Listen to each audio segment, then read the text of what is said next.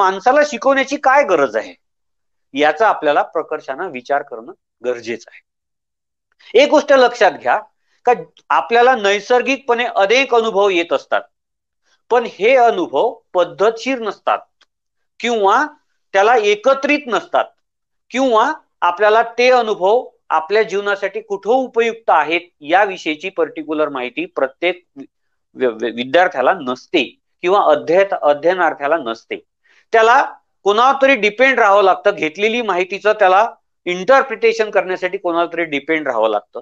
नैसर्गिकपणे जरी तो शिकत असला तरी त्याला मार्गदर्शनाची आवश्यकता असते, त्याला फॅसिलिटी अवेलेबल करून देण्याची आवश्यकता असते. म्हणजेच एक गोष्ट आपल्याला लक्षात घ्यायची आहे का आपल्याला आपल्या पूर्वजांनी जे ज्ञान प्राप्त केलं ते ज्ञान पुढच्या पिढीपर्यंत पोहोचवण्यासाठी आपल्याला अध्यापनाची आवश्यकता पडते. जसं एखाद्या प्राण्यांचा विचार आपण करतो